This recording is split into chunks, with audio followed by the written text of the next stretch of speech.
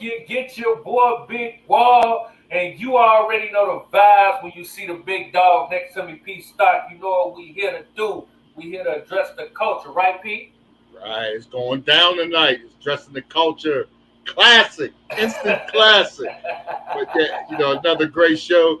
It's great. You know how it go every time we do these shows. We're getting together like a mini family reunion. Man, come on, man. That goes down.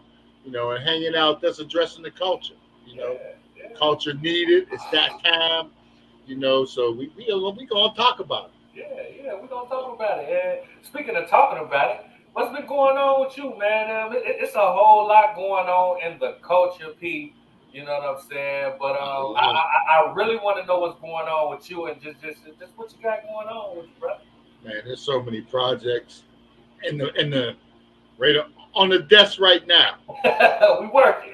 On the desk right now, there's so many projects, documentaries, and Yeah, and even narratives and yeah, animation projects. It's like yeah, it's crazy. It's like, man, it's like can't breathe.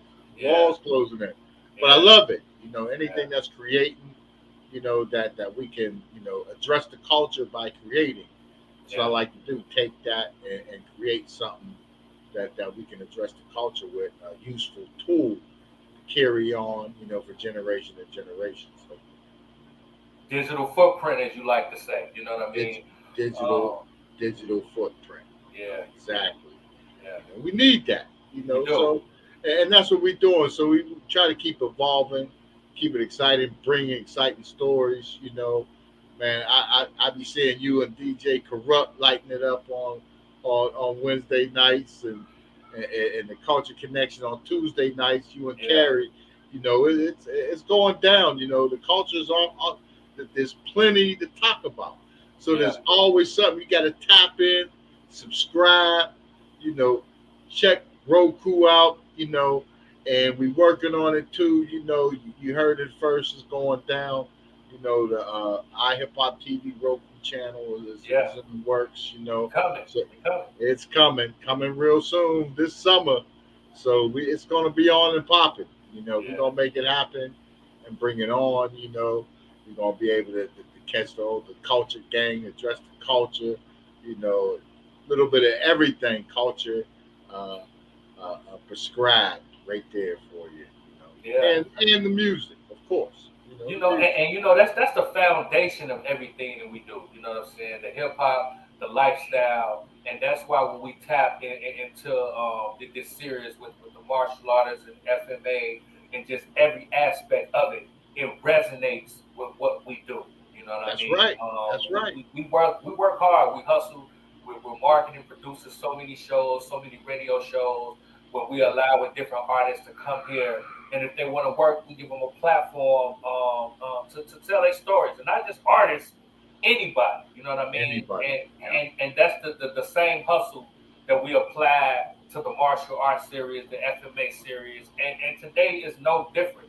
You know what I mean? We got another grandmaster. You know what I mean? That's gonna Yes. come through and bless us with his story, man. It's some brothers out here that put in work too. You know what I mean? Yeah. Shouts out to Salton.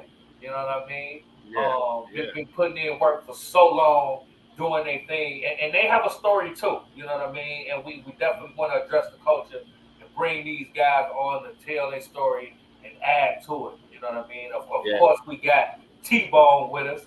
You know what I'm Oh saying? yeah. Oh yeah. You know what I'm saying? And gonna give us the full understanding of the levels of talent and the stories that we bring into the culture. You know what I'm saying? Yeah. Yeah. Definitely. And you hit it. And that's and that's why I love it, and that's the whole thing, because what we are trying to do, and what Big Wall said is give a voice to the voiceless. So we address the culture on it. And then the Serrata Screamer is historic. And we just like to make sure that everybody gets that look. Everybody meets the real people, know it's real, hear the real stories, the real camaraderie, everything that went into it with the training, the sweat, the blood, the tears. So it's great. And hip hop martial arts is married. Man, come on, man. And that's what it is, man. When I was in the Philippines, like we used to call it the PI. We was in the PI. We was down in the PI, man. There was so many hip hop clubs. You know, they had their rock clubs, but Yeah, they had some dynamite hip hop clubs, man. So yeah. it's off the chain. And the Filipino culture with music, man, they could do music just like whatever we do, they can do it too. You know, so Man, it's but big. it's all the grind though. You know what I mean? And that's why like we really wanted to dig into this series with T Bone. Well, we Yeah, try to tackle every aspect of it because it's the hustle, right? It's the that's right. grind, right? It's the more you put into your craft, the better off you will be. You know what I mean? It's giving Yeah, power to the people who feel like they can't protect themselves or defend themselves. The same as hip hop. It gives voice to the voiceless. It tells stories from different parts of the country. So that's why it intertwines in such an amazing way. And I respond to it. You know what I'm saying? Like we're protective of the hip hop culture just as much as they're protective of their artistry, their knowledge, their wisdom. You know what I mean? And they're willing to pass it on. That's why shouts out to T Bone with the Legacy series. that's You know what I right. mean? Where he's Legacy allowing Nine. and come on, man, where he got people coming from all over the world coming together to display their arts, their healing. It's even branched off to other forms of legacies around the world, around across the Brother country. It's just Claudio, amazing. Claudio Morelli, got his Yeah, legacy in Europe going down. talk So about it. And see, you know, that's what so I'm talking about, man. You know what I'm saying? Like I love that energy, man. It's just super dope. You know what I'm saying? So what we're gonna do, man? We're gonna take us a quick break. You know what I'm saying? We're gonna go pay us some bills, man, and we're gonna spin a block. We're gonna bring T-Bone on so he can talk to us a little bit more about who we got today and just everything going on with the whole culture. Y'all know the vibes, man. It's your that's boy right. Big Wall here with PStock. We'll be right back after these breaks.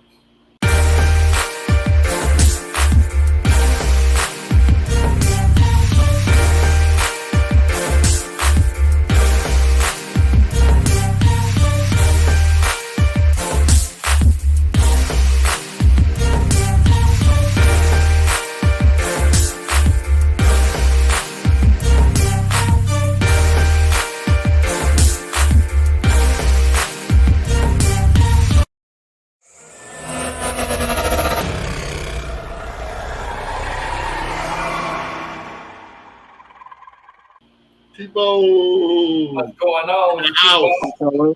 Fellas. Peace star, Tone Big Wall Capone. Yeah. Today, very special day. We got the fourth master under the late Grandmaster Angel Cabales, Master Jared Preciado, coming on board the show. You know, what y'all got to understand, it was June 28th, 1991, after the late Grandmaster Angel Cabales passed away. It was Master Jerry that gave me a phone call and said, "Hey, Darren," I said, "What's up, dude? Let's open up a day at Gone Leaves, man." So, man, that sounds pretty good, you know? I said, let's do it. Rest is history, bro. Rest is history. And, Yeah, when you come from that academy, we all built a brotherhood, a camaraderie, and you missed it. Once your GM's gone, we all missed it. It is a part of everybody's life.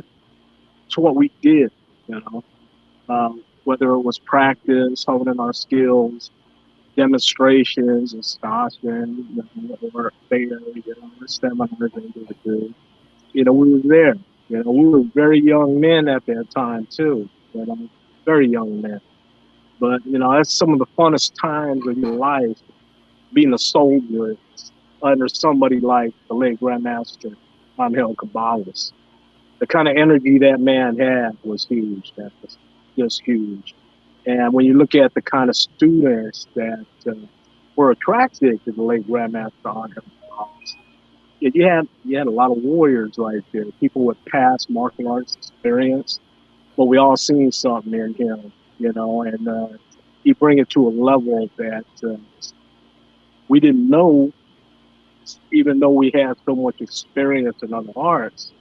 That man showed you something, man, that hooked you, Say, hey, this art is so fast, so lethal, and to have the honor to train under him, And then the camaraderie we built amongst each other as Angel students, the pride we took, doing what we did, representing our GM Angel, it was a huge part of all of our lives.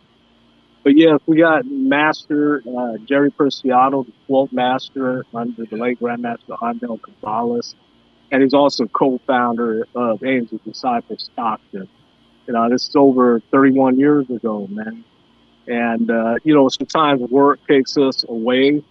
It could be a swing shift job or what have you, but Master Jerry, he was always there to support everything we did. He showed up to the tournaments, arbitrate, judge, referee. We just do our thing, man. So, brother for life right here. Master Jerry Preciado, brother for life. But also understand this. Brother Sultan Uddin and Master Jerry Preciado, they were training partners, demo partners, and yeah, man, these cats, they got down. They got down back in the day, man.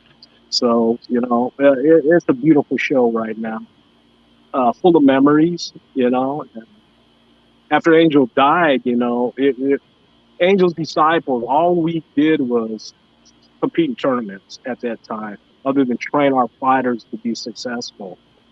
And we went hunting where all the best fighters are, and we wanted our student skills against all the best out there.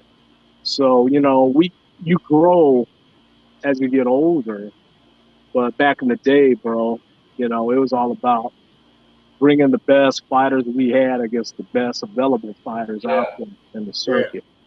You know what I'm saying? Sometimes that don't carry well over good.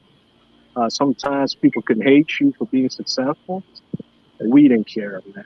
We just wanted to prove so I could scream how lethal it was in the full contact setting. And so, the good thing about it is, as you see time go by, a lot of the competitive schools, we became good friends, if not brothers. And they even come on board the Legacy series. Some of them have been on the Legacy series since day one. So, where you once only looked at competitive, we also did build some camaraderie, And I think that comes with age, getting older, and looking at things in a different perspective. Instead of just being Serrata, we opened up a platform for all Filipino martial arts. And I believe that was one of the most significant things that Angel's Disciples could do. To create a platform for all FMA. And that way we could all stand side by side like brothers and represent honoring the Grand Masters of FMA. So, looking back 30 plus years ago, young soldiers, and then looking at things today, times have changed in that perspective,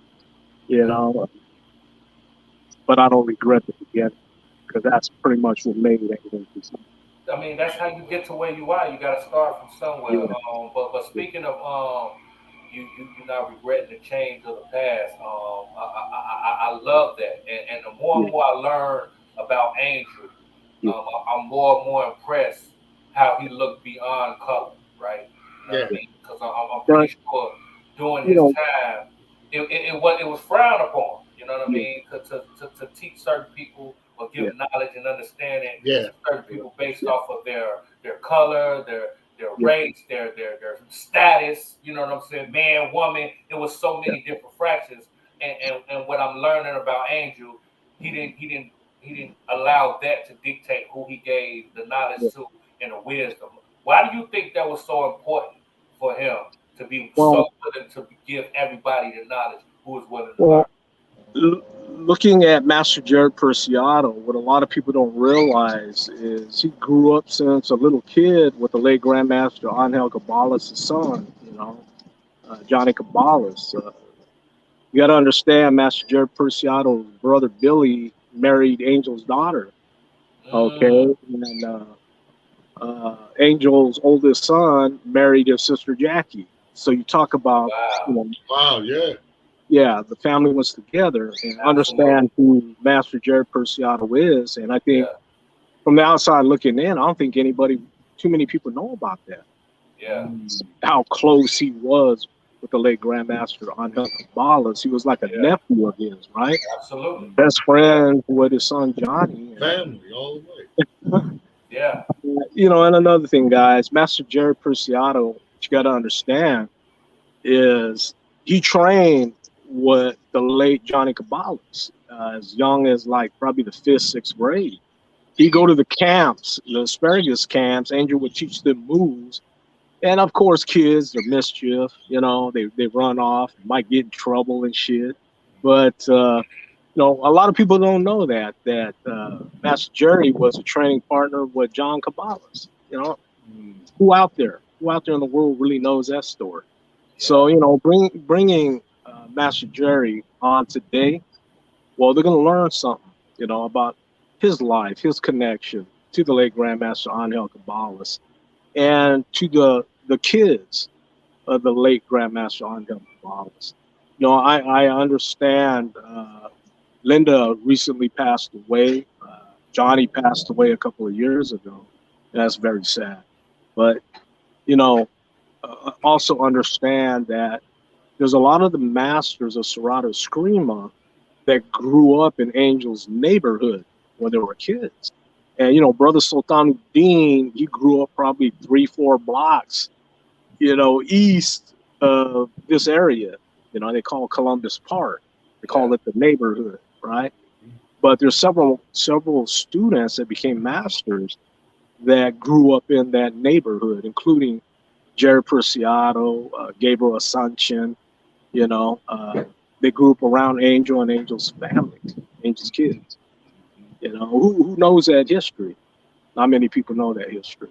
Yeah. So, you know, it's an honor to have the co-founder of the organization we still run today on board the show today. It's very sentimental for me, and what we put together 31 years ago is still rocking, it's still moving. And now we got the legacy, and now we're on this show with you two, you know, Yeah. ihiphoptv. Big shout out to Audi 19, Yeah. you know, yeah, yeah. Yeah, this one's sentimental, guys. It This one's is. It sentimental. is. It is. And it's something that we was actually looking forward to because we want to tell this story in every color, right? You know what I mean? Yeah, Because it's so much deeper than what the eyes see. You know what I'm saying? And yeah. I just love that. And we're going to continue that You legacy. know, one thing I found out, you know, how famous the late Grandmaster Angel Cabales as a man. You know, he passed away 31 years ago.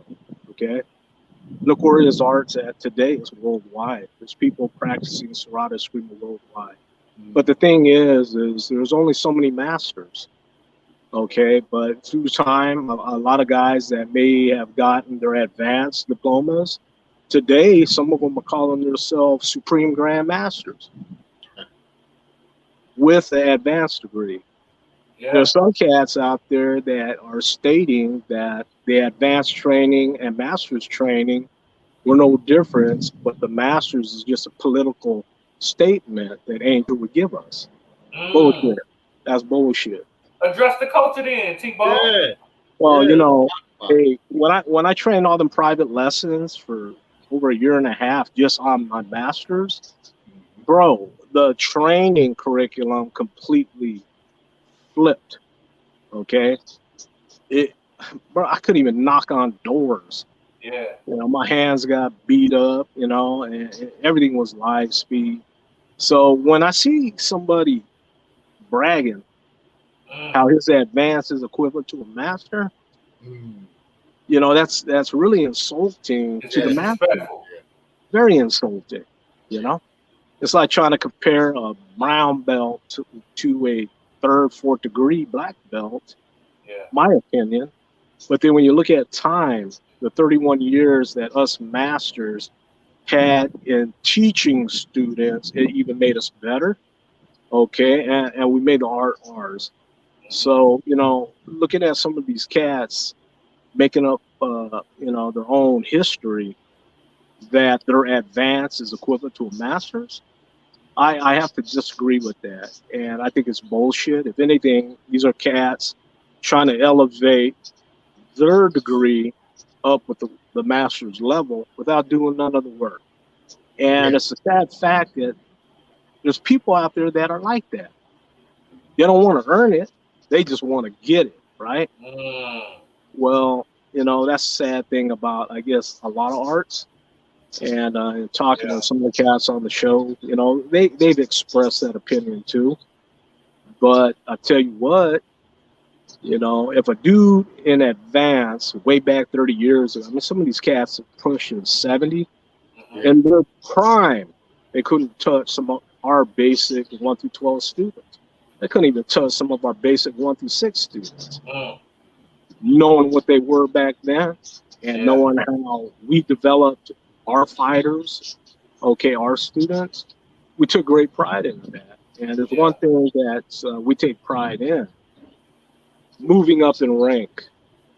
Our guys earn it. They earn it, okay?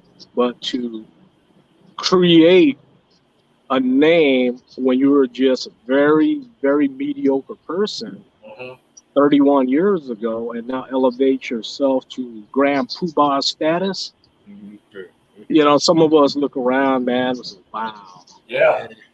No, I get it. You know?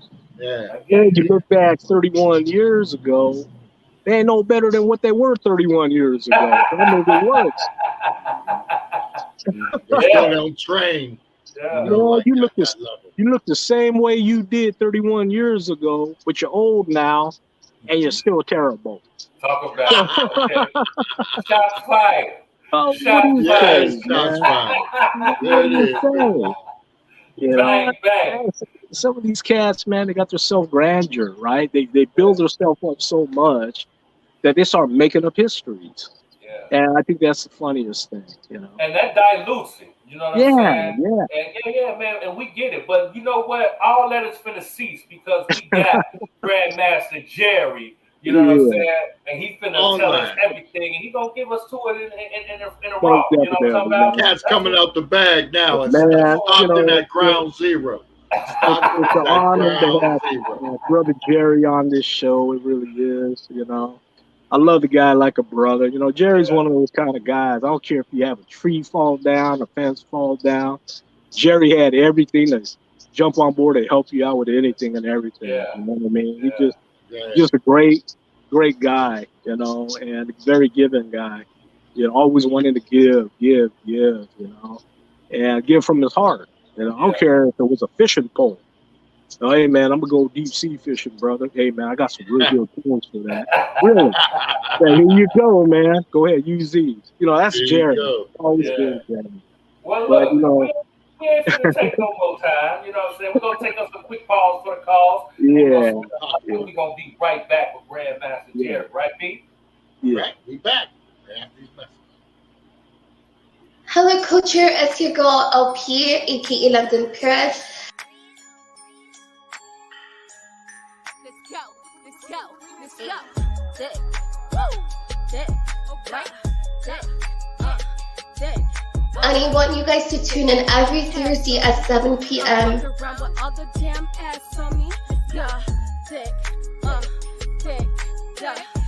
Are you tuned in with the culture?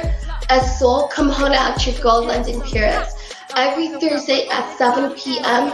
I would love to share your story with the world right here on Address the Culture.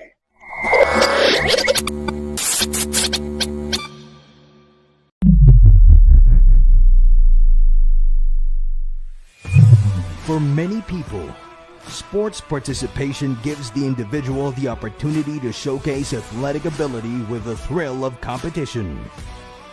The martial arts has given millions of people a platform to learn discipline and embrace the culture where the art originates from. Fusing the art and sport produces the modern martial athlete. Wika Sport is the platform to give the age-old form of combat of club and swords and put them in the hands of today's martial athletes in a safe and competitive space for kids and adults. This is Wika Sport. Wika sport is born out of the centuries-old indigenous arts of the Philippines, eskrima, kali, and arnis. These combative arts are weapons-based, usually using rattan sticks and long and short blade tools. The martial athlete who wields these are fast, with categories of point and continuous weapon sparring to display the athlete's speed, timing, accuracy, and power versus an opponent. There are also creative forms categories to demonstrate beauty and expression as an individual or team. This is only the beginning of Wika. The World Eskrima Kali Arnis Sports is here to unify the different styles of Filipino martial arts as the action philosophy of movement to exhibit the unique and complex culture of the Philippines globally. Wika Sports is here. Dress the culture, I'm address the culture, we gon' talk about it. Come address the culture, we gon' talk about it. Come address the culture, we gon' talk about it. Come address the culture, we gon' talk about it. Come and address the culture, huh?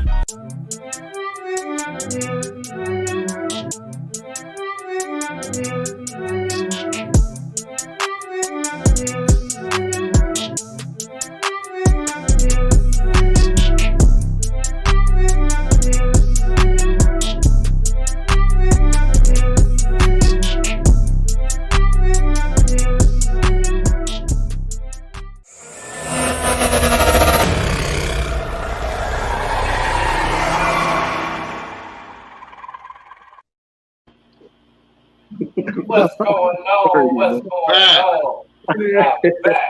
Jerry Preciado, man. It's great and an honor to have you on the show. Welcome to the show, brother. All right. So we understand you the keeper of what really happened. Yeah. I think the stuff that I have would actually disappoint a lot of people. And it's because back then, going way back, sixth grade. Sixth grade, I think, was when I was actually introduced into Eskrima. I had Angel came over to my mom's house and did a demonstration in the front room, on the living room. And we had hardwood floors back then, and we didn't have carpet, nothing. But he got down and he hit the sticks were hitting the floor and making sounds. It was almost like a dance, and he was moving around and boy, it was really interesting. And so he came and he said, my mom said, well, what do you charge to train like that so he could do that? And he said, for you, he says, nothing. He said, just come and train. So I was thinking, okay, that's all right, but not knowing what I was really getting into, it was going to be a different lifestyle altogether. Later on, as time went, Johnny, Angel's son, he would come up to my grammar school, and Johnny was pretty tough. But Johnny would tell me, hey, he says, see that kid over there? And I'd say, yeah. He says, go over there and hit that kid. And so I'd go over there and smack the kid upside the head, and I'd get in trouble, and Johnny'd laugh, and next day he'd be back to the fence again. See that kid over there? Go hit that kid. So I was happy to be able to get to junior high school, but pretty soon as time went. Yeah, like Darren mentioned, I think I have a really close ties because Linda, and which is Angel's daughter, was married to my brother, and they had one daughter. And so it became more family. So I was kind of really tight with the family side because it was my niece. And then as time went, Vincent actually married my sister, and he had two more kids. I had little Vincent and Vinny through him. So I had another nephew and a niece through that. So it was tied to the family. We would actually go over to Angel's house, and he lived at what they call a place called Turks. It was a bar down below, and it was upstairs. And I ran with Johnny pretty much over there. And like I was telling people back then, the sticks weren't really short. To me, they weren't short. I was small, but the sticks weren't that short because he had those sticks in a old military duffel bag where they put all your clothes in when you go to the military and you come home. Yeah. And the sticks would be at the top of that duffel bag. So I don't know how tall that duffel bag is, but that's how long those sticks were. Wow. And they were probably pretty close to an inch in diameter, maybe a little inch and a 16th or quarter so in diameter. And that's what was the training stick. And so we would get these sticks out and play with them and hit them together to see if we can break stuff. And, we'd get in trouble because we'd be in the house and, two kids in the house tearing up stuff. And Johnny was older, so he was kind of more like the leader. And so it went quite a ways. We, with Vincent, Vincent would take me riding and deliver newspapers. So we can actually go fishing afterwards and stuff. So like I said, it was really tight family ties with everything. Once, like I said, training with Angel, Daryl's mentioned that, I trained with Johnny out at the camps. Angel would run the asparagus camps, and he'd pick me and him up, and we go out there and we start training, and he'd tell us, go outside in the back and train while they go out there and cut asparagus. Well, we trained about 1 or 2 hours out there in the middle of the sun, and then we would sneak off and go out to the river and go fishing and come back, and we'd get in trouble behind some oddball stuff that I can pretty much say now. We'd block the shower door off and then use all the hot water up, so we call it a steam room. And then when all the Manones got out of work from the fields, all they had was cold water to take showers. So so we get in trouble, I think the statutes of limitations are up on that. I think you're good. Yeah, you can let it out. We eat up all the food. They'd have donuts on the table. They'd been there probably about 3 or 4 weeks, so they'd be hard. We'd get those, roll them around the table and throw them across the room. And, I think I first time experiencing bogong was in the camps, and he'd say, just eat it like that with a spoon. Well, I learned what that was. So, like I say, we were doing good until, back then, they bring the women in to date the old workers and stuff, and Johnny would say, "Hey, look," and he picked me up over the little walls, for little portable walls they'd have built, and I'd look over there and I'd see him. I'm Johnny, they're peeking, and he'd laugh, and pretty soon we'd end up at home because the Angel was saying, he kicked us out of there. We didn't get to stay too long after that, So. But I ended up being a checker for them. They were picking, I think it was apricots, and he told me, he said, when they bring a bucket, you just stamp the little card.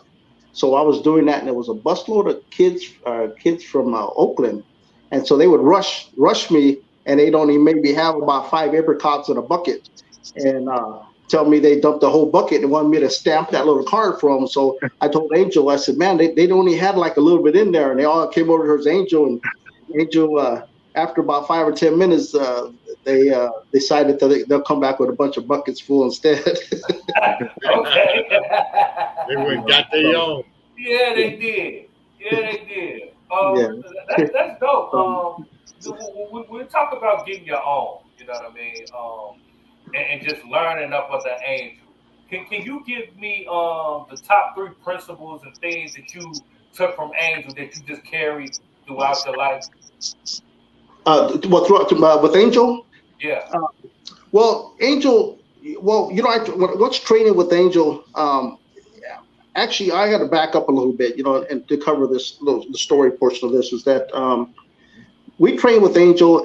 I was there was a demonstration that was being done at the Filipino Center, and I was watching the demonstration, and I knew Angel, and I said I knew him because he was kind of family and stuff, and a lot of guys didn't know that, but Sultan, he come up and he said, "Hey man," he says, "you should learn how to do a screamer."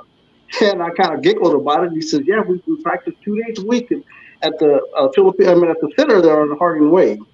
And I said, "Okay, I'll come by there." Well, I don't think he knew I knew Angel like I knew him, and so that was actually what started me off training again was him, because I wasn't really into doing a lot of training. I went into kung fu. I did karate. I did things like that.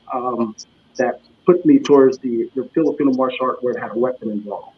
The other ones were just mostly a self-defense type thing. It was learning stances and things like that. So with Angel, golly, there's so many stories to cover Angel from his driving to the stuff that we got from him. His training was phenomenal. There's not he was good at teaching, but I don't think he was as good at marketing because a lot of the people that he was teaching, he was more concerned about them stealing his art. And that was his concern of them stealing his art, for not doing nothing for him and teaching wrong outside of his style that he had taught everybody. He would call, like I said, talk about spaghetti, but there's a lot of people that you see what they're doing now, and I kind of laugh about it, even though I'm not going to put names, but they might do the initial block and then it turns to spaghetti from there on. It's because it hasn't, they call it, they're calling it true serrata or they're calling it something. But I've never in my life, all this time, seen as many schools that popped up saying serrata. I sometimes I want to pay a visit to those schools just to pretend that I don't know what I'm doing, just to see if how well they teach. They could teach me. Teach me who's teaching. Who's teaching at these schools? Are these people that ripped off? Maybe had like Darren talked about, and James Bennett talked about that a while ago about school that they might have had one or two lessons. And trying to sell themselves as a black belt or a master and, start teaching something that goes. Do you know any of these people in these schools that's popping up? And I think a lot of it too, because there was seminars done at different places and you had students show up and if a student was there and had enough knowledge to take something back, he took that back and then try to present it to somebody he's training. And then it became a move under his style. But the true serrata side of it, Stockton itself had some pretty good banging people in there. Everybody in Stockton was training hard. We trained to defend outsiders. It wasn't the fact that we were friends, but anybody that came from the outside, we want to make sure, let them know that what we trained, and you weren't going to be able to walk in that door and think you kind of got over on us. That wasn't gonna happen. Tribal. So we accepted a lot of people coming in because they were coming in under Angel, but a student trained the student. I'll say it that way. You learn from Angel, but as you learn from Angel, Angel would have you train that student. So really, that student learned from another student. Except for the group of people that when they went through your master's training, that was a one-on-one with Angel. So if you came to that class and you were at number 4 or you're number 5 and you started off with another student and Angel might have just seen you or watched you training, but most of your training was from the student you were training with. Until you got to your master's training, then you went to Angel's house and we started training under his master's training. And I was telling Darren, I said, man, he would, I would drink hot soda and dry potato chips because that's all.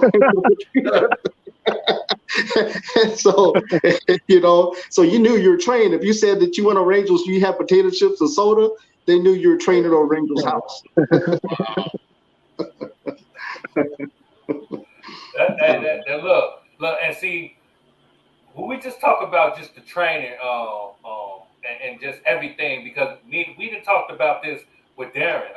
The way you guys came up training, and the way they compare it to now, they would say child abuse or get people involved, like they're hurting these kids. You know what I mean? Can you kind of talk about the training regimen and what you guys had to go to? You too, Darren. You know what I mean? To get to where you guys are now, just exactly what you had to go through. Show us them knuckles. I tell you the first time, I'm holding my hands up like this. I'm like, yeah, they got more. we trained. I mean, I'm looking at my fingers. I'm like, damn, they look pretty old, you know. But we trained hard. I mean, we got hit. I used to say, well, you know, if you train hard enough, certain moves, if you didn't block it right, you got hit. I've hit people. I've been hit before. You know, you had people instructing you say, no, you're not doing it hard enough. Do it harder. And the harder you do it, it gets a little bit out of control, and you end up hitting the person you're working out with. And it wasn't the fact that I think I've been hit more times teaching someone than actually learning my own self. It's because you're giving them the benefit of doubt that they're going to be able to control that weapon coming around, and they would actually hit you sometimes. So, you know, but if you did the block wrong, you got your hand hit. So you're right. It would be like a child abuse because you'd get to that point. Like I said, I'd go up there and use my elbow or your foot to knock on the door. Use your knee, right? Use your knee. Use your knee to it. Now, I know the history, you know, especially with Stockton being ground zero for Preciado. I know there's some perpetrators out there. You was touching on that, and I know there's some lying going on. Somebody's telling some lies, right? And you wonder who's lying. Yeah, I mean, like I know you see some people come up that just get their butts whooped, you know, for talking out of line like that. Well, you know, here's one thing I could say, you know, and add to is there's people out there. Address the culture, T-Bone. You know what I mean? People out there that the majority of the training was more photo bombing than training. They never stepped in the academy to go up against the crew. Yeah. They just want to photo bomb and film, okay, and then train off of what they filmed. But they never went to the big house to train amongst all the Angel students. Yeah. And all these years later, you know, I even see a guy, and let's call him the Barge, okay? I'll call him the Barge. The Barge wannabe. Which one, Chico? You know, say his name. Say his name, T-Bone. When you look at the late Grandmaster Angel Cabales, and you look at how early that he was issuing master's diplomas, okay, it goes back to his first ones were like in the 70s, 76. There's a dude out there that's claiming if it wasn't for him, Angel would never be recognized as a Grandmaster. But when you read the certificates the late Grandmaster Angel Cabales issued, it says Panganon, the Supreme Master. Now, is Grandmaster and Supreme Master that different that somebody would think by labeling GM that's all credit to me? That's bullshit. Yeah. Okay, I look at that as bullshit. So evidently, maybe this guy ain't even looking at his advanced degree to see what Angel's title is versus his title, is what I'm saying. But it just goes to show you when you have a man like the late Grandmaster Angel Cabales, his reputation, his whole life, there's people that try to capitalize it in ways to elevate themselves than anything other than elevating the art itself. People want to attach to the art just to elevate. But are they really doing something good? Show you his impact on the culture. Because how long has he passed? What, 31 years? 31 years. Yeah. And people are still gravitating to what he brought to the culture just to get some light on their names. They're trying to call it other stuff. Yeah. And, you know, there's even some guys out there, you know, me, the time I spent with Master Jerry, Master Sultan Dean, a couple of the other masters, Master Gabe Asuncion, Master Frank Royanis. For me, the time with them was sacred. It was like a sacred ground.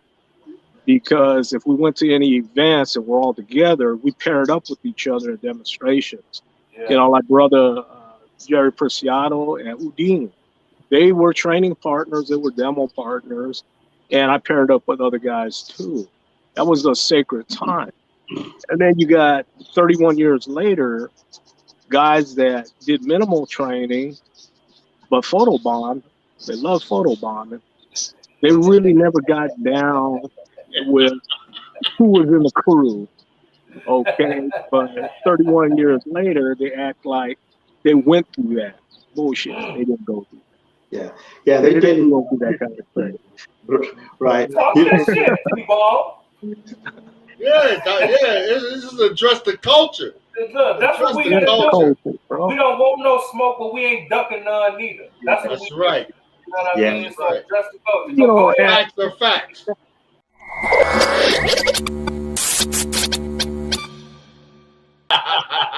You know, I don't mean to be this way, but a lot of these cats are puffing up, acting like they was all that. But even the late Grandmaster Angel Cabales toward his other students there would open up and tell us how he felt about these guys. You know what I mean? And Yeah. you know, it's funny. It really is. You know? Yeah. I don't like really bringing up the past.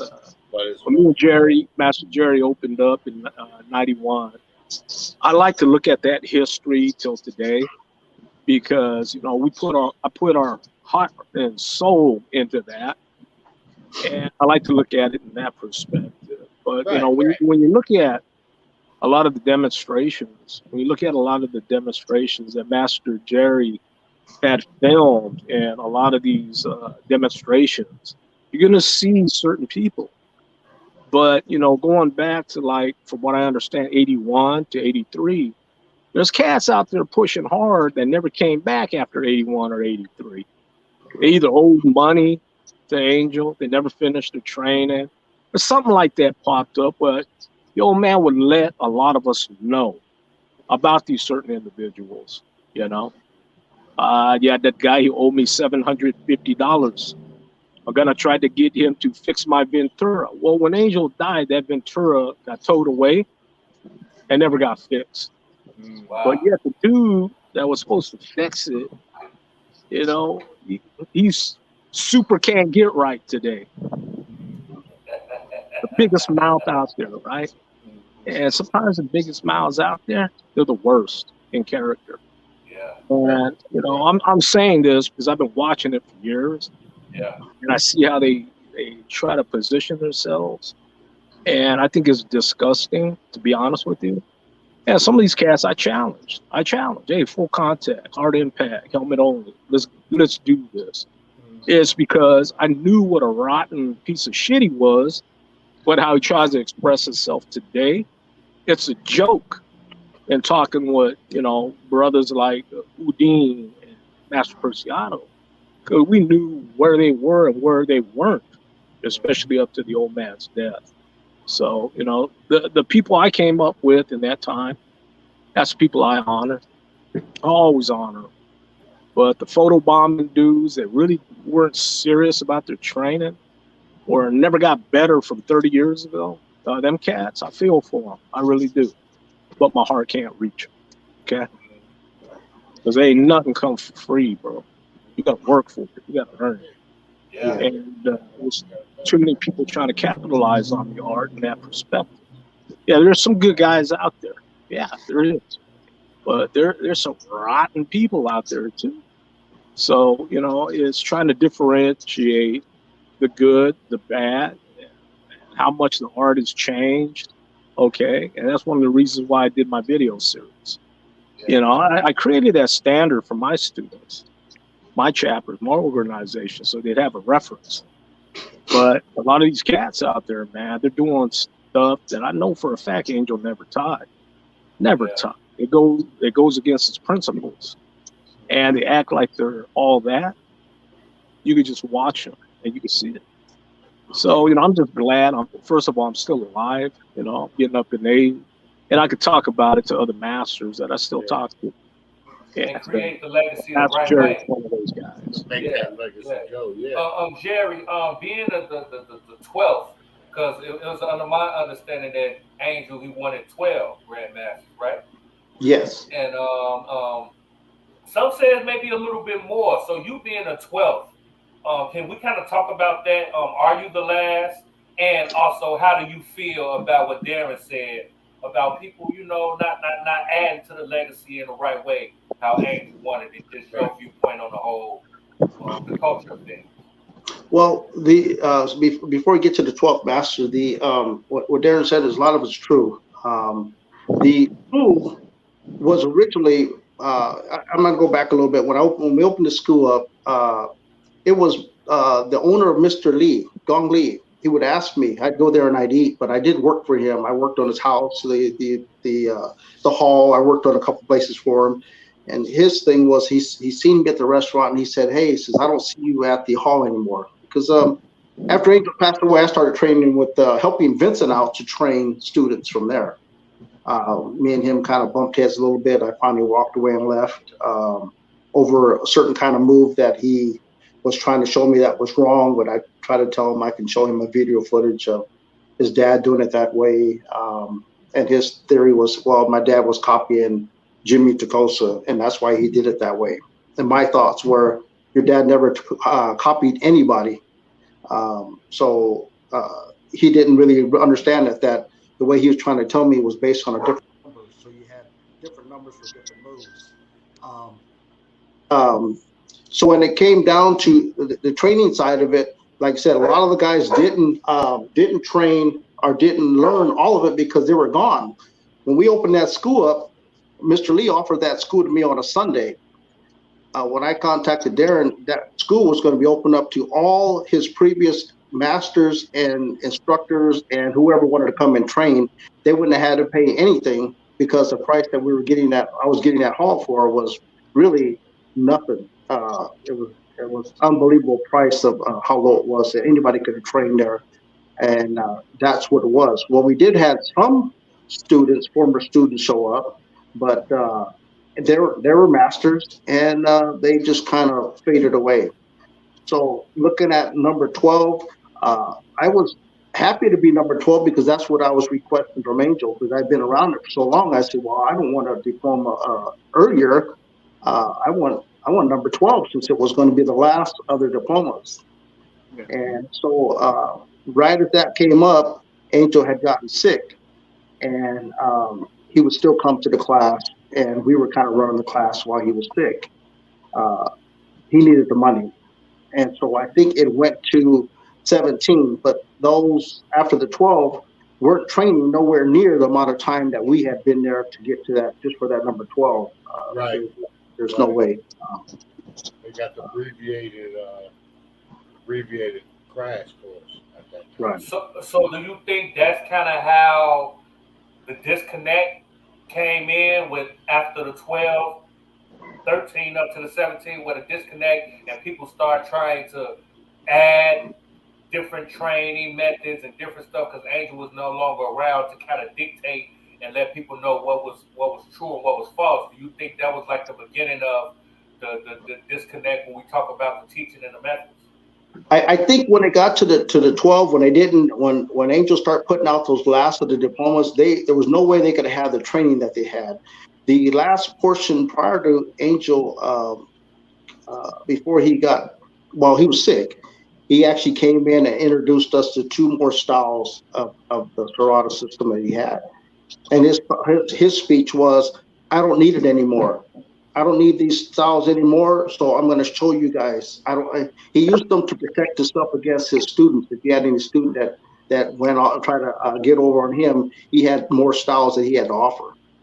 So when the prior students that came through the school never seen that style of art, so they think it's they don't know. They just don't. They never been around. They weren't around for that last couple of years of being around Angel. They were gone. They never returned back. And I don't have a problem with saying names, but like Wade Williams, he trained when I was there. He got his master's degree. He called Stockton Record up, and they came and took pictures of him, and he was happy he got his master's degree. And I think from there he never came back. Wow. Frank, is he still in Stockton? I think he is. I haven't. I could look at a video footage of him and watch him training. I have video footage of almost every person that trained for the whole time I was there. I have video footage of every one of those members training in the classroom with Angel there. And it's funny is I could actually play it back and watch the guy training that is saying that he's the grand poobah now, and you're looking at his training, and there's no way that he could. And who was that? Yeah, who was that? You just said you don't mind saying names. You know what I'm saying? I'd say I have video footage of every master that came through Angel, except the first maybe six. But the masters that during that time period, I do have video footage. I have footage. I even have it of Darren. I have it of Carlito. I have it of Wade. I have it of Frank, Tuta. I have all this video footage of all these guys training, and it's you can see the difference in the progress and the training methods that everybody took compared to the ones that trained and then disappeared and never came back. There's no way that I have a question, a Stockton question regarding the training. Wasn't Anasanto, ain't he from Stockton too? He lived in Stockton as well and trained. So how did that dynamic work with Serrata, Screamer, and then you had Anasanto in Stockton as well? I think when you get into that, the difference is we were straight Serrata and Screamer under the late Grandmaster Angel Cabales. When you look at a Sifu Dan and a Santo, he accumulated vast amounts of arts and made it his. Okay. So, in watching him, you could probably pick up the Serrata and Screamer he's doing, but a lot of the other stuff in Kali, it might look slightly different. Okay. Because he's the kind of guy that he hit every top Eskrima Grandmaster that came here from the Philippines, and he hosted them and got extensive training with them. So, in watching Sifu Dan, through time, you've seen a little bit of Serrata at what he does, but a lot of the other stuff wasn't really recognizable to a guy like me, He really took off in a different system. Different direction. Because Sifu Dan, he's the one that introduced nunchucks to Bruce Lee, right? Yes. Yeah. So you see, he really got into so many different martial arts throughout his time and accessibility to so many different people. As for me, I stayed straight Serrata and Eskrima. Okay, straight Serrata and Eskrima. But my influences from boxing and Goju-Ryu, you can see some of that in there too. Whether it's the breathing, the power distribution, what have you. There's certain things you train that you never forget.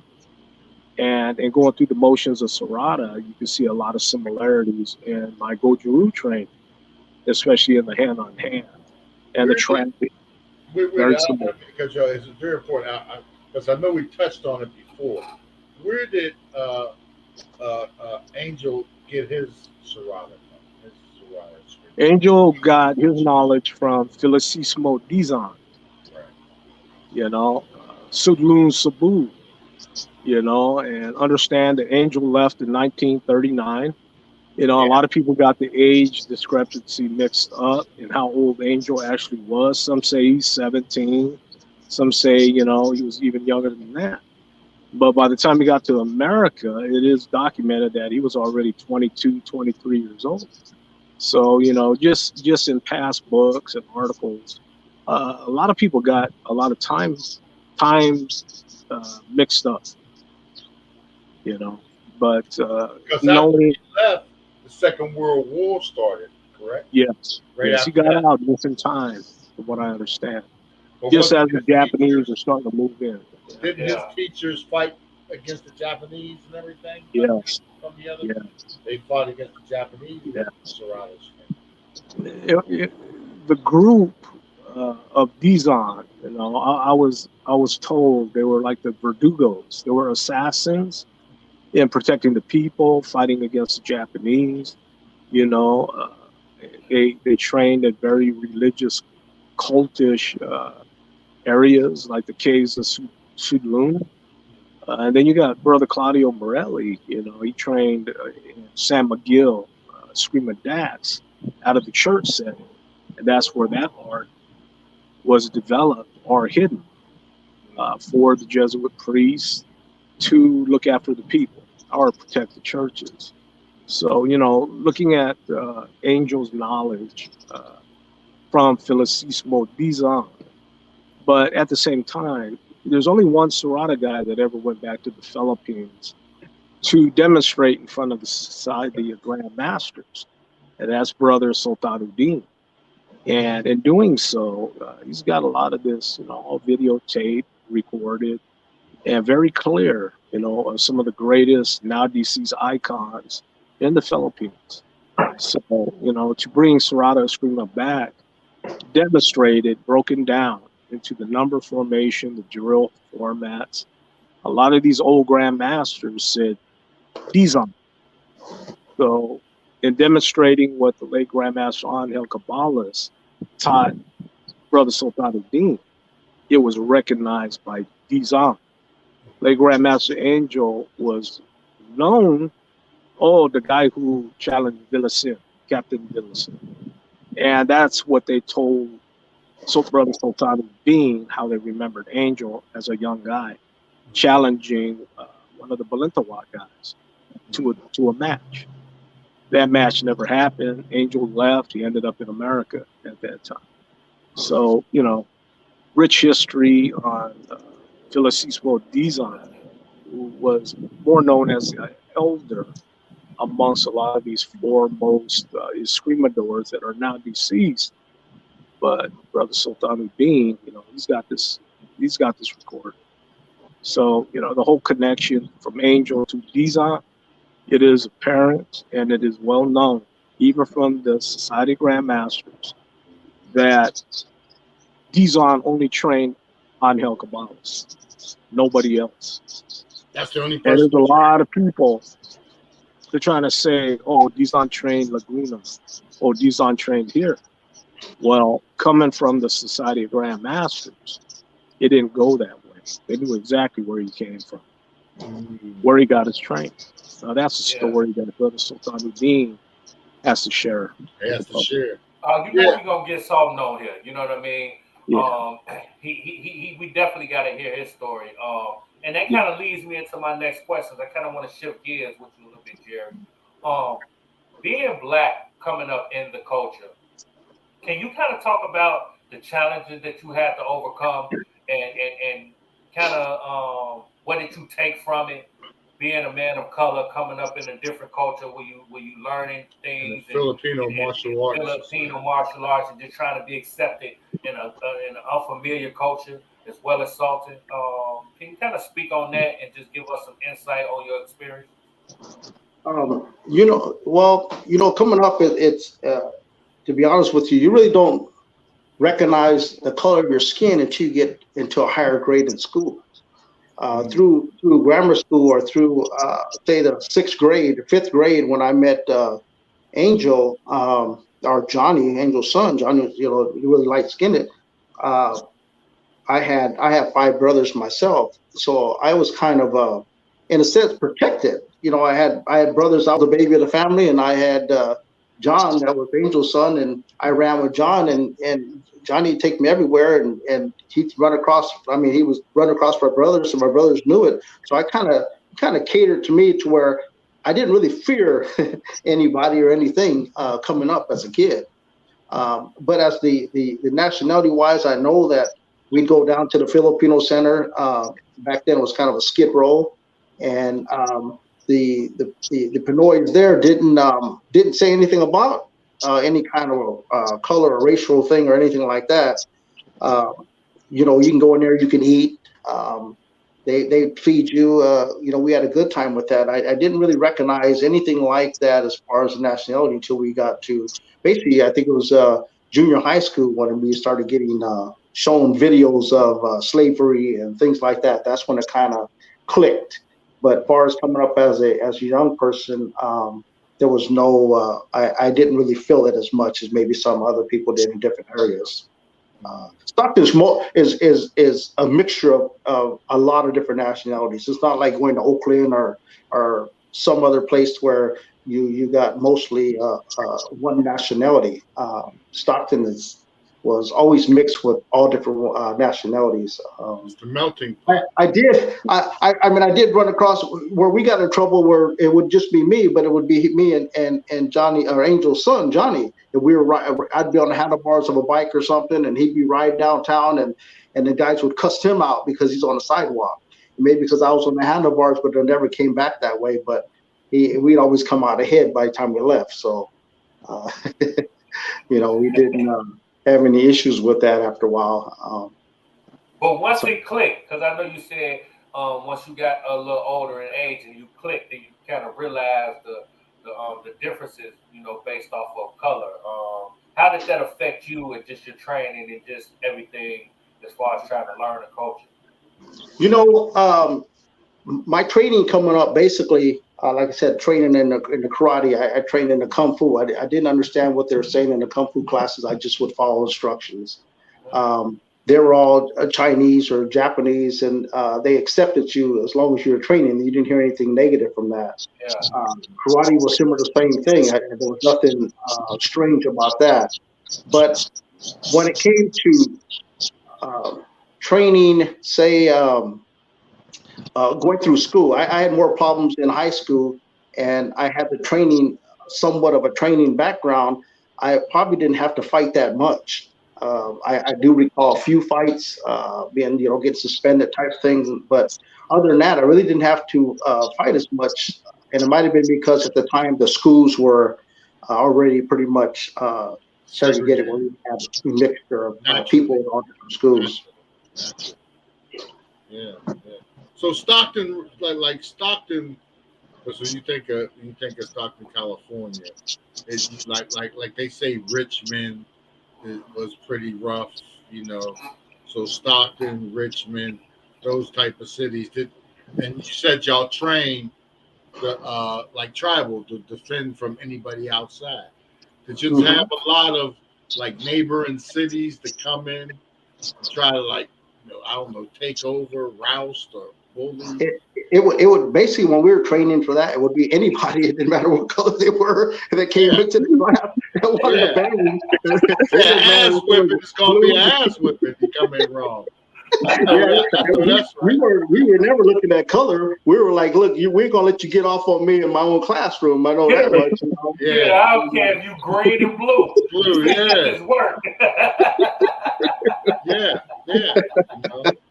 And that's good. You know, it sounds like Stockton's a melting pot. You know, a representation of a lot of different nationalities. You know, and that's where it's at. There's a lot of Pacific Island nationalities. Right. I know that there was times, you know, if you went to a different side of town, that you might run into a couple issues over there, but it didn't have nothing to do with the training side of, like, I trained harder to defend myself against another nationality. That was never a point. The training side of it was more of a competition to myself, because you trained to you know, that you weren't going to be basically touched. And so it didn't really wasn't based on any other person as far as a color of skin. It was just because it didn't matter who they were. If they was going to come and challenge you, you just have to deal with it. I wasn't a big heavy set guy, you know. I was tall and thin, so I knew my speed would be fine. Yeah. That's what's up, man. What about today? Are you still in Stockton as well today? I'm still in Stockton. I'm still training. I still train people. I still work out. I just don't make the noise or get out there. You know, the Angel's Disciples, that was a big push, and it was and I caused that, and I really did tell. I mean, I told Johnny when the last time I seen him, we pretty much I had to let him know what I was doing and what I actually caused by the school, because I took the full responsibility of creating that the friction, and he kind of acknowledged it. He knew what I was talking about, and it was mainly because the friction. Yeah. Well, when I say friction, is that when Angel was in a hospital, and he was, you know, pretty much ready to pass away, and I know that I was in the room with them, and I know Darren showed up to see Angel, and they wouldn't let him in the room. They kind of kept it a hush and just said, no, he can't come inside the room. But I knew the friction between kind of Darren and Vincent because just from knowing both sides of hearing both sides of the stories back and forth. So when that Mr. Lee offered me that school, I had already bumped heads with Vincent, and I knew that by having a school or creating any kind of friction, if Darren was involved with it, there was going to be the art will never die. The Serrata would be around forever, because I knew that Vincent alone wasn't going to do it. And if you cause any kind of a competition, usually that will last longer than it would be if there's no competition. Right. So Darren would have been the first person I called, because I knew there was already going to be enough friction right there to cause the school to last years and years behind that. I didn't know it was going to go way beyond that point, but it was a start that nobody really understood what was really going on, because we started this off. And so that was kind of why our training, the new students coming in when we had the school, was mainly to prove a point to all other schools that Angel style was going to be dominant out of everything. Yeah, that's dope, man. I love the energy, man.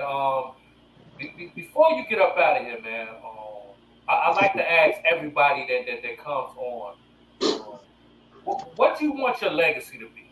You know what I mean? When it's all said and done, we talk about just the culture and everything you learn from the late great Angel Cabales and everything you've added personally to the culture, man. What you want your legacy to be, and what you want people to take from you and what you contributed to the culture? Well, first of all, I can't take all the credit on it. I can say what I want it to be, but at the same time, it's what the art wanted to be. And the only thing I can go by is what Angel wanted it to be, because Angel wanted to be known all over the world, and he wanted it to be to prove to everybody that his art was better than a lot of people were trying to make it like theirs were better. And you don't hear that too much, where somebody says my style is better than your style, because you can have, just like a boxer can box and be a professional and be the number one and get knocked out. So it doesn't make that style bad. It just mainly means that he had a bad day. He just flipped up. He missed a hit. In Serrata, if you went to the weapon style, and I noticed it, that people fight with sticks, but when Angel was really talking about using a blade, and you whip a blade out and you say, come on, you could see how many people will back off. A lot of them will change their minds. And it's only because their training was probably with a stick, is probably not as strong, as not as weak, unless they're forced to go ahead and go blade. And there's a lot of people that won't do that. Like I said, I came up in the bad side of things with the sun. I wouldn't have no problem with doing that, whipping out a blade just to see. But at the same time, it would be because of what ran through my system, my bloodline was pretty radical. And so, and I'm older now, but at the same time, I still, you give me that opportunity to don't slip up somewhere down the line, and that's always been my same way in the book, to say, well, if you feel that you don't know what I'm doing, or you don't think I know what I'm doing, then you can always try me. But don't let it twist it. Don't get it twisted. Don't slip up a little bit, because you could get cut too. I like it. Guys, the energy of Angel's disciples, what we're trying to do is hold on to what the late Grandmaster Angel Cabales had shared with us, his views, his feelings, and that experience right there is what drove Angel's disciples to have that kind of push in his honor. No fear whatsoever. We'll take it to anybody, and that was back then. But I think in offering opportunity for all FMA, it's developed into a really, really beautiful opportunity for FMA. So looking back on what me and Master Jerry Preciado started off, it was bad intentions. We'll say that, we'll say that. It was also proving a point to a dude that was making up history. And there's still a lot of guys out there trying to make up history. And that's why, we can kick back and watch and we smile about it. But, their day will come. Karma will catch them. You know what I'm saying? And we're just going to keep being us, doing the best that we can do on behalf of the late Grandmaster Angel Cabales. And that's pretty much where I'm at. But if anybody hates me out there, I'm open. Contact me. We'll get down. We'll get down. It's still low like that. It's still get down. Get down. We ain't ducking no smoke. No smoke. A couple shows ago, I said, hey, is T-Bone still able to walk? Is he in a wheelchair yet? Oh, yeah. I remember that. Oh, he is? Oh, okay. I'm going to fight him now. Yeah. We've been, how many tournaments did we throw with an opportunity to challenge? Man, it was a lot. We went to a lot of tournaments. We went to tournaments everywhere. We'd jump in the car, go down there, we'd come out, and you see some people would actually just kind of say, "Oh, I'm not fighting. You guys fighting? No, we're not fighting today." But like I said, now that it's a lot of time has passed. Years has passed. But I think a lot of the old timers now realize that there's more to it than banging each other. You can actually meet together. We and Darren went all the way down to San Diego, I think. We went there to see what was going to happen, what kind of fighting they were going to do. But there was another student from another school from Stockton, and we were backing him, even though he wasn't Serrata. But we were actually clapping for him. We had his back. If they would have jumped on him, most likely we would have probably helped him out because he was from Stockton. But like I said, now it's when you see it, and the only thing is that trying to get everybody to, you can't stop them from doing the training that they're out there trying to teach people. But maybe that open eyes to people that actually are out there and being told certain stories that aren't true. And the only way you're going to find out is go visit some other schools, go visit some other teachers, and see what they have to offer. And then if they don't believe what's being said, like I said, I have a lot of video footage, and I said before, I can hold this up and show you years and years of pictures of everybody training too. And if they say they weren't, if they say that I don't have video footage or pictures, just let me know. You got the law. You got tournament footage and all that stuff, like wow. So you got some ass whipping. And this goes back. I'm going to say something like this. This goes back. Look, that's Gilmore right there, right? Yeah. 2 years old. About 2 years old. Who's that? That's Angel's youngest son. Yeah. Oh. Yeah, when you watch volume 1, 2, 3, 4, 5, 6, that's Angel's son and my son, Chad. Oh, okay. Yeah, and volume 1, 2, 3. Hiding behind the chair, So, like I said, it goes way back. All these pictures that I have, and of other people training. There's more people training in there, and then, like I said, the video footage is. If there is a lot of video footage, I have never.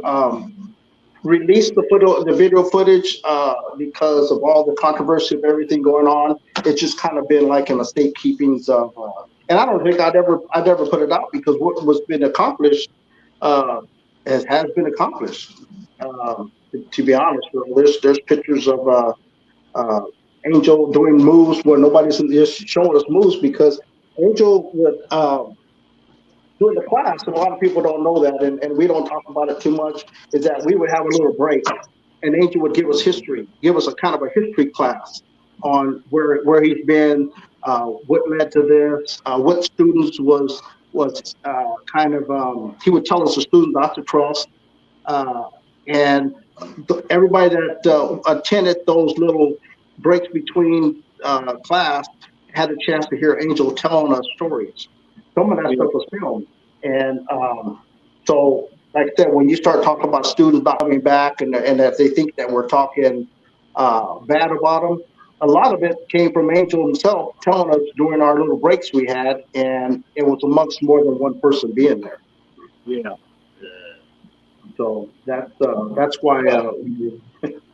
Look. One thing you can't run from and you can't deny: film and pictures. You know what I'm talking about? You can't deny it. You know what I'm saying? It's out there. Look at that. Look at that. Yeah, look at Mark Wiley, Frank, yeah. So these guys, like I said, I could go on and on with pictures of everybody. A lot of them don't even have the pictures. Yeah. So it just goes on. Like I said, there's a lot of it. And hopefully that maybe one day, if I'm long gone, maybe my thumb will turn around one day, slip up, and go, "Look what I found!" And all the videos you put out in the open, and the video footage and everything. You do a nice catalog. Now in Stockton, do they have an Angel Cabales or a Serrano Scream a day in the Filipino community? Is there something that they do? I believe they put him in a museum.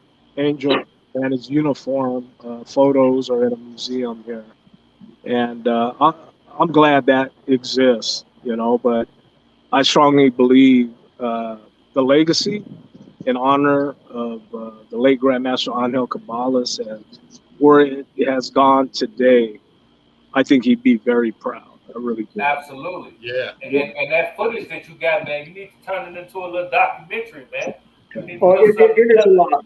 If I did that, it would be hours and hours of video footage, not just one videotape. There's probably 15 videotapes of even his last seminar. And I did make copies of some of those tapes and to give some. I think Darren had maybe a couple, and there's some scattered here and there that they also have copies of that stuff.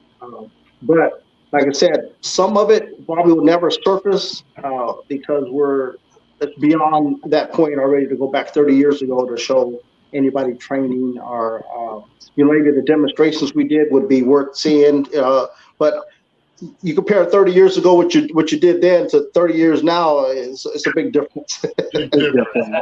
But, something you notice, bro, so many people are trying to live off the past of that time to elevate themselves. It's funny. It's funny. Well, what have you created in 30 years? That's another story. So I think that a lot of guys are out there struggling to live off the past, to live off of old memories. They're so busy trying to live off of old memories and photos that they have not done nothing current. And I think that's one of the biggest problems that we're faced with today in how people write about the late Grandmaster Angel Cabales. It's a time period that when you hear people talk and then you kind of like talk amongst us, hey man, did that happen? No, it didn't happen. Okay. Well, you see this picture right here, Darren? Oh yeah, the picnic. That's a 25-year picnic. Yeah. Oh, okay. Yeah, I think more than that happened during that picnic, but I'm not going to say. Okay. That's when Fufu got smacked. Okay. Yeah. Fufu. Fufu. You said who got smacked? Fufu. What's his name? What's his real name? Fufu. It's Fufu. Let the record Hey, if state. you want to add Ladufu to the end, you can add it. Fufu Ladufu. Okay.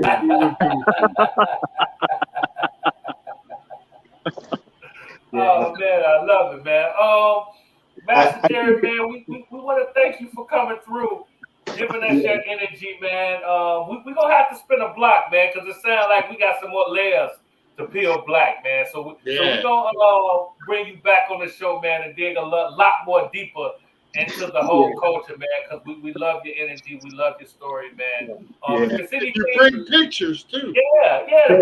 And I could, it's funny, look at some of these pictures, and I was looking at it and I was thinking, and not to say anything negative or not like this, but I'm looking at a picture of Carlito, a picture of him when he was just on crutches. He's standing on crutches, one crutch, taking a picture. Yeah, that's the Wiley photo shoot, bro.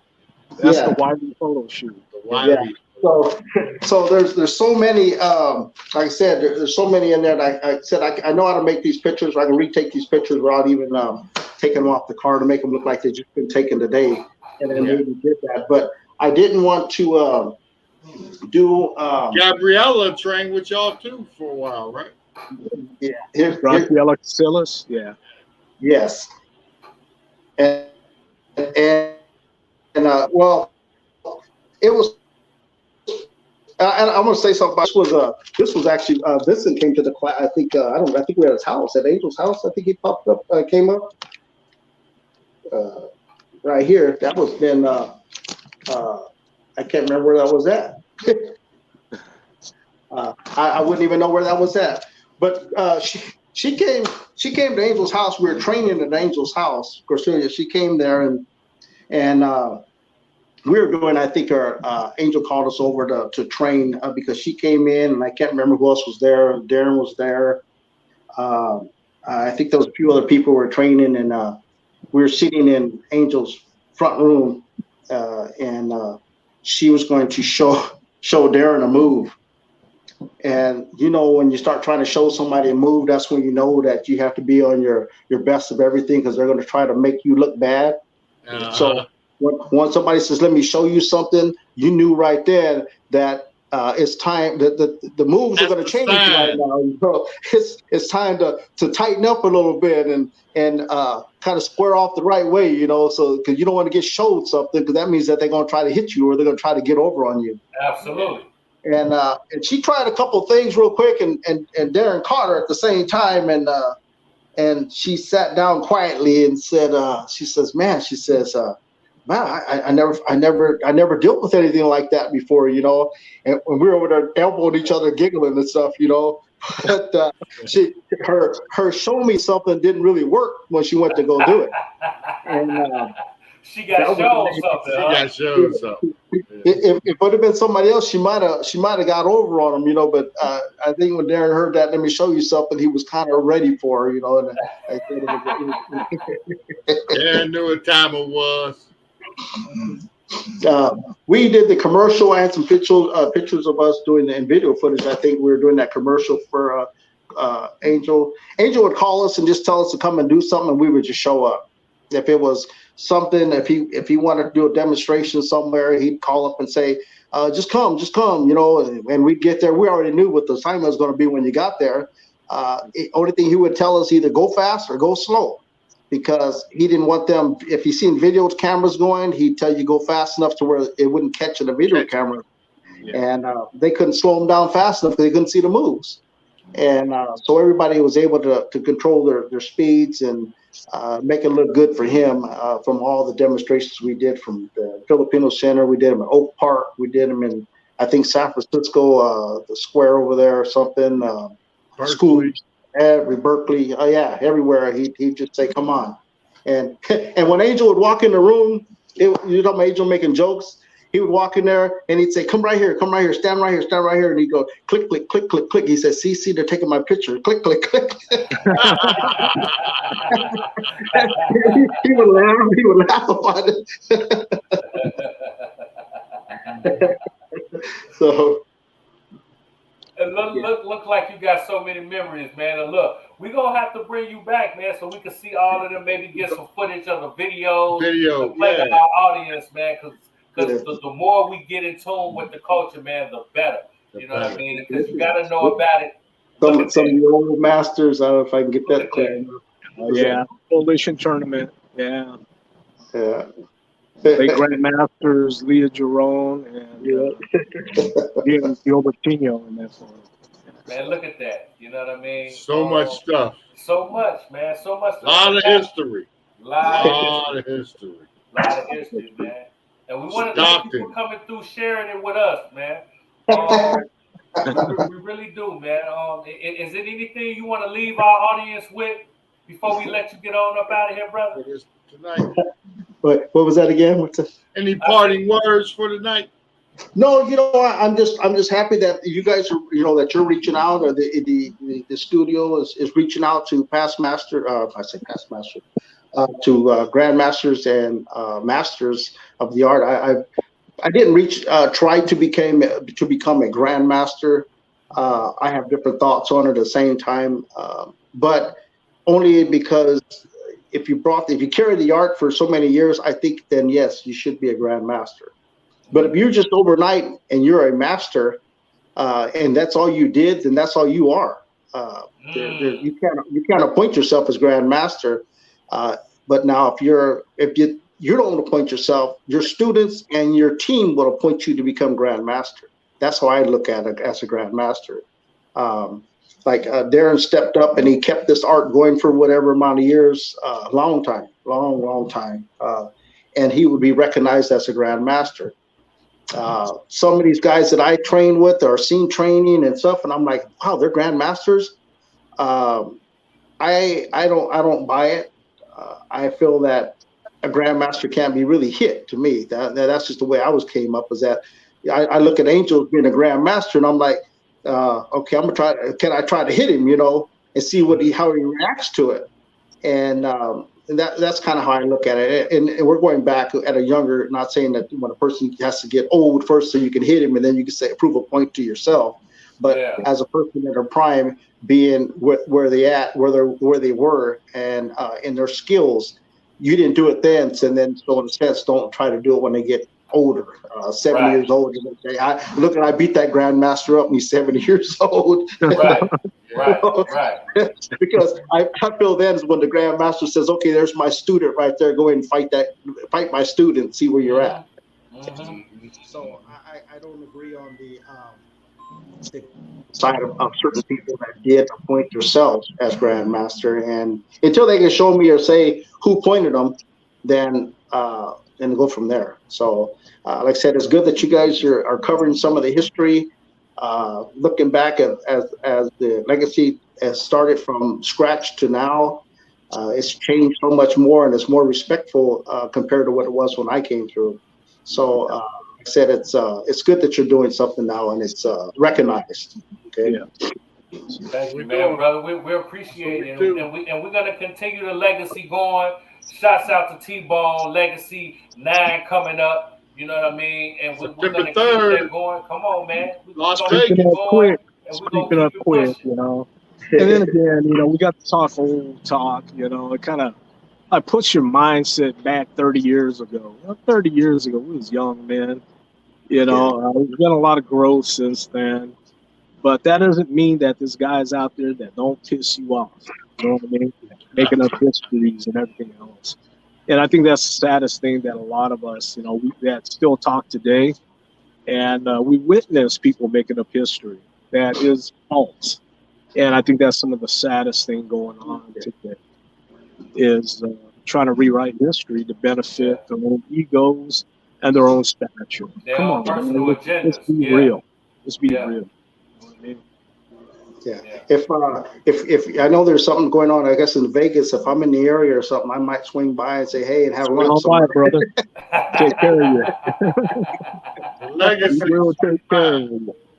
Can I bring my sticks? Yeah.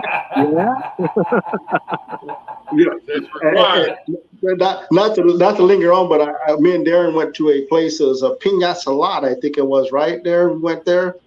And they seen us come in and they said, "Oh, you guys have to leave your weapons outside." Wow. we don't need them, but we'll go ahead and put them outside. Wow. A long time ago. Before I need them up. I think, you know what, bro? I think your youngest son, Christopher, was born that week too. Man. I remember. Yeah. But it was so funny, man. We had to go put our weapons away and go back inside again. It's like, man, what the heck? Okay, let's do it then.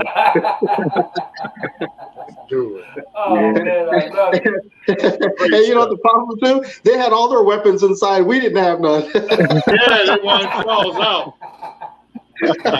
Only we have the weapons. Right. Oh man! Well, look, we thank you guys for coming through. We definitely gonna spin a block. You already know the vibes. Myself, PStock, T-Bone, Grandmaster Jerry. Man, we appreciate y'all coming through. Man, time is something we can't get back, so we appreciate y'all giving us some of y'all. Okay. All righty. Come on, brother. Audi 19. Big shout out, brother. Big shout out. Peace. Thanks, Jerry. Okay. All right. Right, We'll see yeah, you yeah. again. We'll talk soon, brother. We'll talk soon. You already know. Right on. And me and PStock will be right back after these commercial breaks. Okay. All right. Thank you, brothers. Thank you. Okay.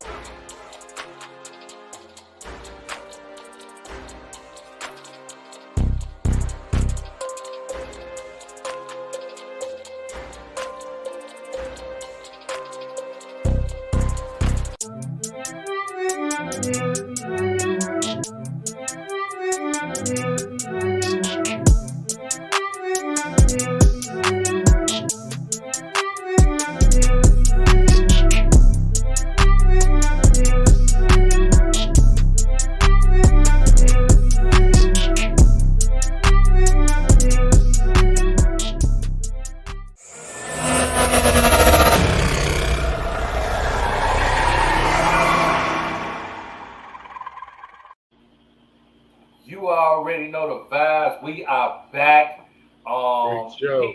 Pete, man, I'm speechless, brother. You know what I mean? Yeah.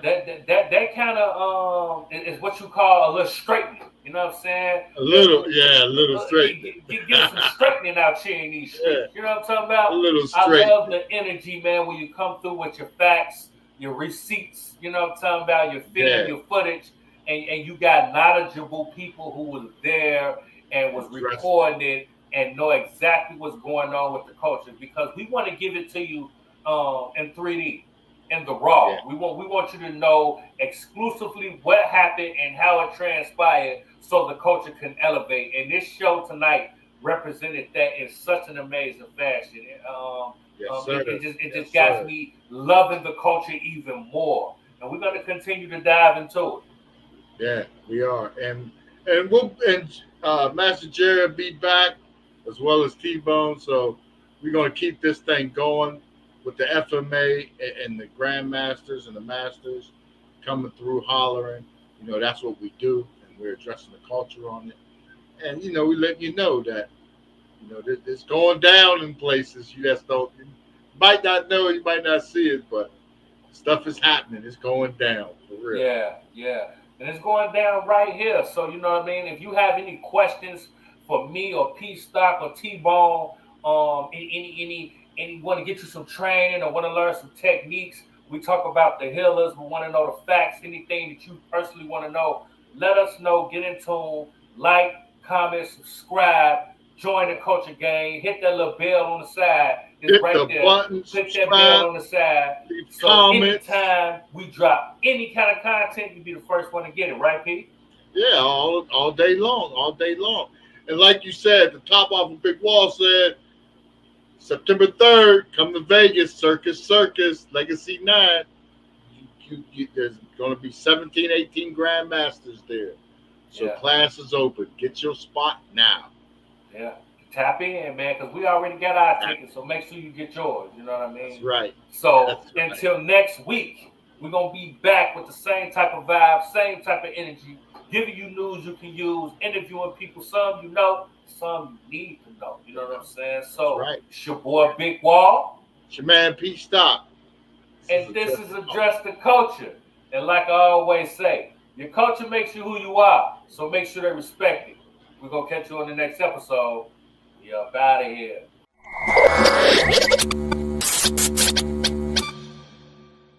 Hi, I'm Ron Van Cleef. This is my book, The Hanged Man. I was lynched by the Ku Klux Klan in 1963 in Kingston, North Carolina. This is my story. Grandmaster Ron Van Cleef in the house. Welcome to Address the Culture, sir. I mean, Thank you so much. It's an honor to Welcome. privilege one of your teachers, Master Moses Powell. My first teacher. Have you met Stephen Muhammad? Oh, Steve Muhammad beat me one time. He beat me at the International Championship in Long Beach, California, at Parker's Tournament. Wow. But he and I went to Panama together maybe 4 or 5 years ago. I said, do you remember when you beat me at the International? He said, no, I don't remember. Why would you remember? He beat like 8 guys that guy in a row. He was beating guys. Wow. What a wonderful man. And even Bruce told me, it's the fastest hands he's ever seen. Bruce started training me in Jeet Kune Do and Wing Chun. He's the one that introduced me to Leon Tang and Seto Kwar and all these great Wing Chun masters, you know. And so Wing Chun really helped me in my 60 years of competition. It was all sex, drugs, and rock and roll. Yeah. I hung out with Mick Jagger for a lot of years. Richie Havens was another one of my students who excelled. He was such a great musician and singer. So I worked for James Brown and Wilson Pickett. I've been on the road with those guys. Wow, yeah. So you're exposed to the women, drugs, parties. Oh my goodness. Hi, this is Michael J. White, and I am honored to be inducted into the Ultimate Warrior Hall of Fame by two such legends as Grandmaster Al DeCascos and Grandmaster Ron Van Cleef. Dress the culture, I'm address the culture, we gon' talk about it. Come address the culture, we